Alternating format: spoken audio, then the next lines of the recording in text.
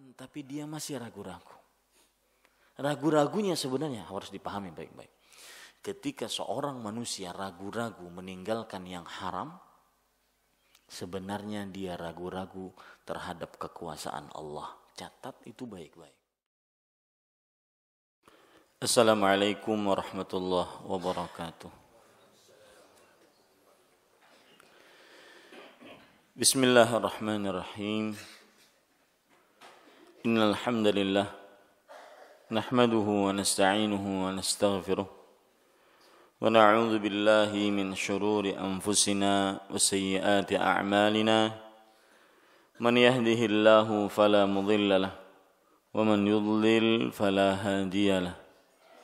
Wa ashhadu an la ilaha illallah wahdahu la syarika lah wa ashhadu anna Muhammadan abduhu wa rasuluh.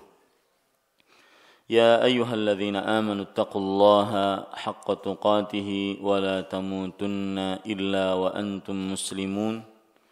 Ya ayyuhan nasu taqu rabbakumul ladzi khalaqakum min nafsin wahidah wa khalaqa minha zawjaha وبث منهما رجالا كثيرا ونساء واتقوا الله الذي تساءلون به والأرحام إن الله كان عليكم رقيبا يا أيها الذين آمنوا اتقوا الله وقولوا قولا سديدا يصلح لكم أعمالكم ويغفر لكم ذنوبكم ومن يطع الله ورسوله فقد فاز فوزا عظيما أما بعد فإن أصدق الحديث كتاب الله وخير الهدي هدي محمد صلى الله عليه وعلى آله وسلم وشر الأمور محدثاتها وكل محدثة بدعة وكل بدعة ضلالة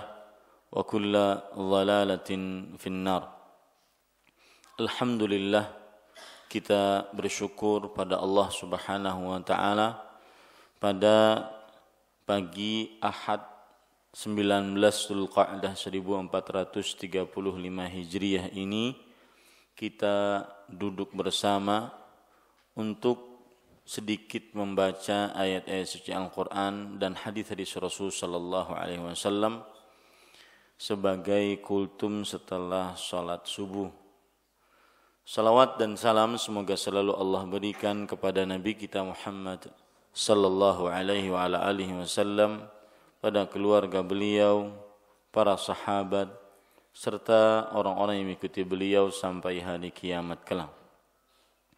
Dengan nama-nama Allah yang husna dan sifat-sifatnya yang mulia, kita berdoa, Allahumma inna nas'aluka tsabata fil amri wal azimata ala rusydi. ونسألك موجبات رحمتك وعزائم مغفرتك ونسألك شكر نعمتك وحسن عبادتك ونسألك قلبا سليما ولسانا صادقا ونسألك من خير ما تعلم ونعوذ بك من شر ما تعلم ونستغفرك لما تعلم إنك أنت علام الغيوب. Wahai Allah, sesungguhnya kami memohon kepada Engkau ketetapan di dalam agama dan tekad yang bulat untuk mengerjakan petunjuk-petunjuk. Dan kami memohon kepada Engkau untuk Engkau mendatangkan rahmat dan maghfirah-Mu. Dan kami memohon kepada Engkau bersyukur atas nikmat-Mu dan beribadah yang baik kepada-Mu. Dan kami memohon kepada Engkau hati yang selamat dan lisan yang jujur. Dan kami memohon kepada Engkau dari seluruh kebaikan yang Engkau ketahui. Dan berlindung dengan Engkau dari keburukan yang Engkau ketahui. Dan kami memohon kepada Engkau maghfirah, ampunan atas dosa-dosa yang Engkau ketahui dan orang-orang tidak mengetahuinya. Sesungguhnya Engkau adalah Maha mengetahui akan hal-hal gaib. Bapak, Ibu, saudara-saudari yang dimuliakan oleh Allah, hadis yang saya atau doa yang saya sebutkan tersebut adalah hadis riwayat Imam Ahmad. Dan hadis tersebut diwasiatkan oleh Rasulullah sallallahu alaihi wasallam kepada Shaddad ibn Aus, yang mana Rasul sallallahu alaihi wasallam bersabda, "Ya Shaddad ibn Aus, idza ra'aitan nasa yaktanizuna adh-dhahaba wal fiddah faqniz haula'il kalimat." Wahai Shaddad bin Aus, jika engkau melihat orang-orang mulai mengumpulkan harta dan menyimpannya. Al-kanzu yaktanizu diambilkan dari kanaza, iktanaza yaktanizu. Mengumpulkan kemudian menyimpan di bawah, di tempat tersimpan. Makanya al-kanzu adalah harta yang tersimpan di bawah tanah. Jika engkau melihat orang-orang mulai mengumpulkan dan menyimpannya, menyimpan emas dan perak tersebut, maka kumpulkan dan simpanlah doa-doa yang saya baca tadi. Menunjukkan 9, kalau tidak salah, dari permintaan di dalam doa tersebut lebih utama dibandingkan emas dan perak. Makanya para ulama sering mengatakan doa yang lebih utama dibandingkan emas dan perak. Bapak Ibu saudara-saudari yang dimuliakan oleh Allah Subhanahu wa taala, dari mulai Jumat sore sampai tadi malam, Al-Ustadz Al-Fadhil Yazid bin Abdul Qadir Jawas hafizahullah taala mengajari kita beberapa hal. Jadi saya hanya pada pagi ini ingin mengambil konklusi dari apa yang kita pelajari dari beliau. Yang pertama yaitu al-haqqu la yurtabatu birrijal. Kebenaran tidak diikat dengan seseorang. Akan tetapi i'rifil haqqa ta'rif ahlahu. Ketahuilah kebenaran, maka engkau akan mengenal siapa orang-orang yang benar. Kebenaran bukan diukur dengan ketika Kiai si fulan, Ustadz si fulan mengatakannya. Tetapi kebenaran akan diukur dengan apa dalilnya. Jika dalilnya benar dan pendalilannya benar, maka kita ambil kebenaran tersebut sebagai sebuah keyakinan untuk beramal. Disinilah hadis Rasul sallallahu alaihi wasallam riwayat Tirmidzi dan Ibnu Majah yang berbunyi, al-hikmatu dhalatul mu'min fa aina wajadaha fa huwa ahaqqu biha. Hikmah adalah sesuatu yang hilang dari seorang beriman. Hikmah di sini adalah sesuatu kebenaran, sesuatu petunjuk, nasihat, adalah sesuatu yang hilang dari orang beriman. Di mana saja dia mendapatkannya, maka dia berhak untuk mengikutinya. Dia berhak untuk mengambil petunjuk tersebut. Kira-kira sekitar hampir 10 jaman atau 12 jam dari mulai Jumat malam sampai tadi malam beliau berbicara, salah satu poin utama dalam pengajian itu cuma itu. Dimanapun Bapak, Ibu, saudara-saudari berada, yang patut dipertanyakan terutama ketika menghadapi masalah-masalah di tengah masyarakat, mana dalilnya? Jika ada dalil, dalilnya benar dan pendalilannya pun pada tempatnya, maka kami akan ikut. Selalu letakkan itu dalam seluruh aspek kehidupan kita. Dalam perkara akidah, ibadah, muamalah, ataupun tingkah laku. Yang menjadi ukuran adalah dalil.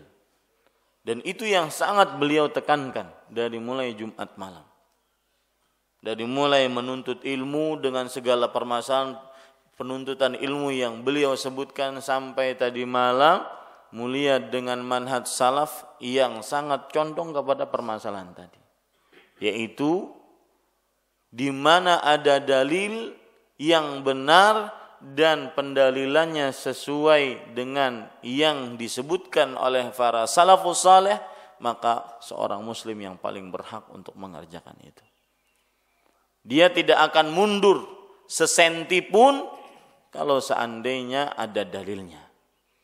Dia tidak akan pernah mundur merubah amalannya, ibadahnya kalau seandainya ada dalilnya. Begitu pula dia tidak akan pernah ragu-ragu untuk mengambil itu sebagai sebuah akidah, ibadah, tata cara bermuamalah ataupun tingkah laku jika hal itu sudah ditunjukkan oleh dalil dari Al-Quran dan Sunnah Nabi Muhammad SAW.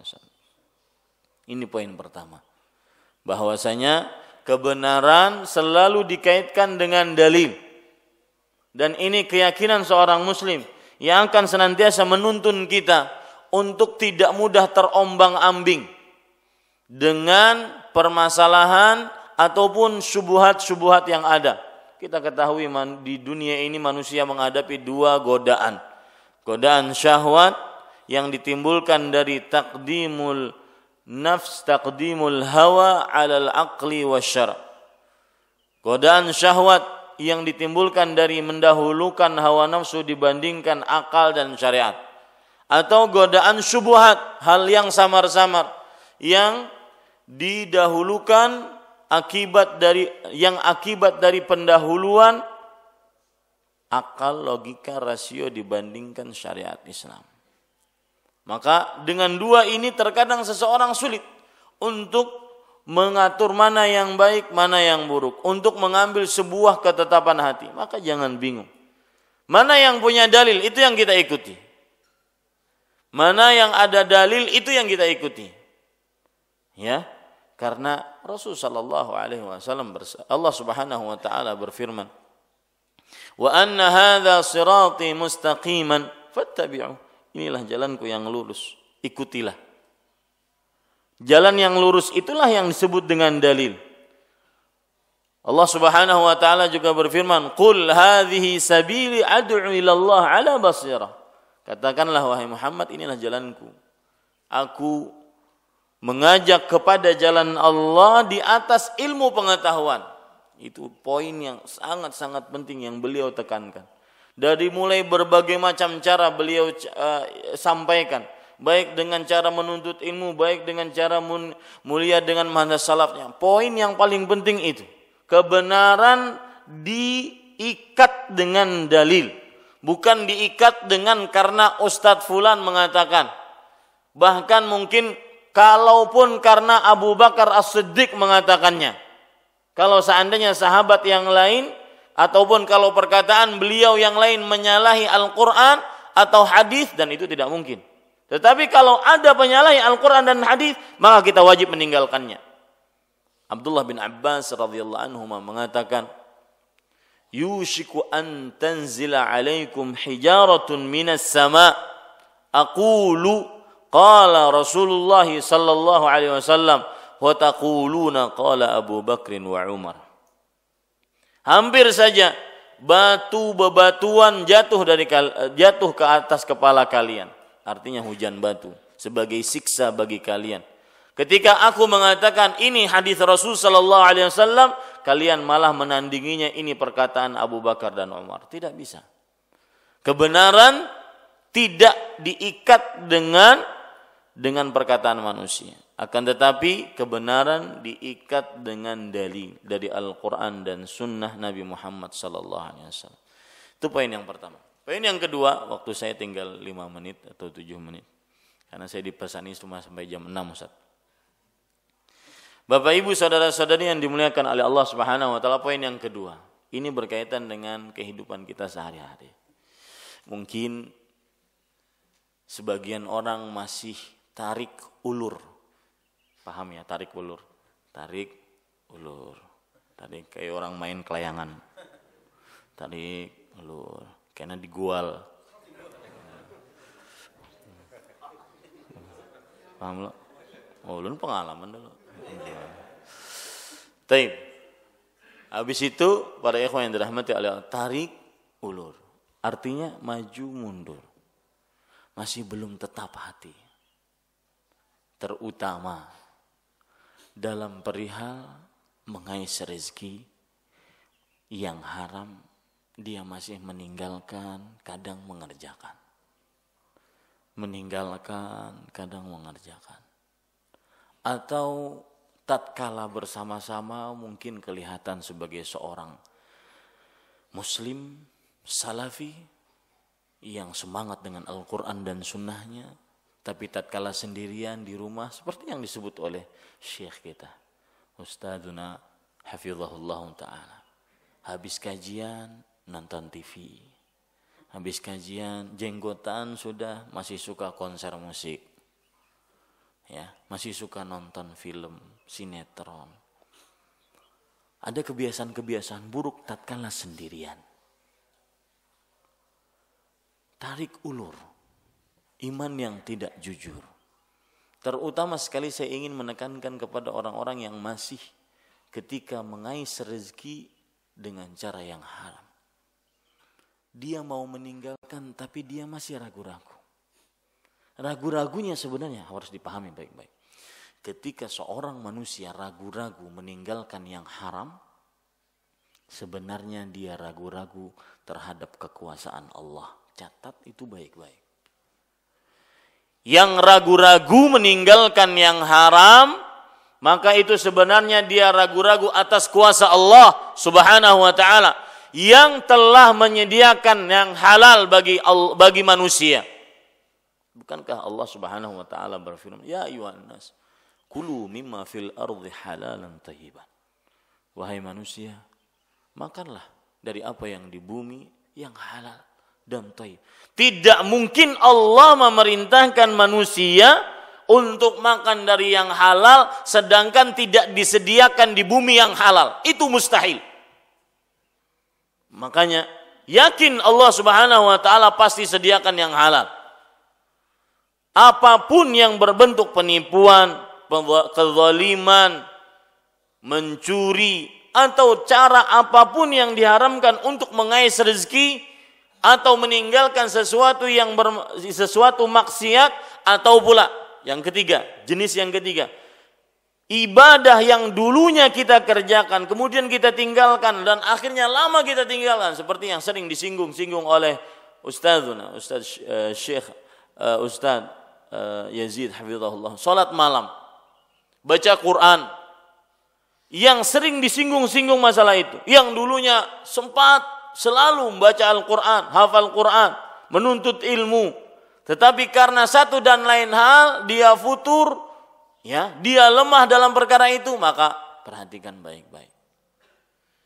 Ketahuilah tidak ada cara yang paling utama untuk mendapatkan pertolongan kepada Allah dalam perihal satu, meninggalkan maksiat atau kembali kepada ketaatan, kecuali bersandar diri kepada Allah. Yang masih ragu-ragu meninggalkan maksiat, ingat ceritanya Nabi Musa alaihi salam ketika dikejar-kejar oleh Fir'aun. Di depan Nabi Musa dan kaumnya hanya ada dua pilihan, di depan lautan, di belakang Fir'aun. Sampai falamma iltaqal jam'an, ketika dua kelompok tersebut bertemu, Nabi Musa dengan kaumnya, Fir'aun dengan bala tentaranya. Kaum Nabi Musa mengatakan apa? Inna lamudrakun. Ya Musa, inna lamudrakun. Wahai Musa, kita akan didapati oleh Fir'aun. Gimana? Di depan kita hanya ada lautan, di belakang kita mereka, tidak ada jalan lain. Lihat, Nabi Musa dengan tegasnya mengatakan, kalla, tidak sama sekali. Inna ma'iya rabbi sayahdin. Sesungguhnya bersamaku ada Rabbku yang akan memberikan petunjuk kepadaku. Ini yang harus ditanamkan di dalam hati. Ketika Anda meninggalkan hal yang diharamkan dalam mengais rezeki terutama, maka yakin Allah akan memberikan petunjuk, dan itu pasti. Ketika Anda memulai untuk mencari yang halal, maka harus yakin. Ini problem manusia ini dua. Tidak yakin, tidak sabar.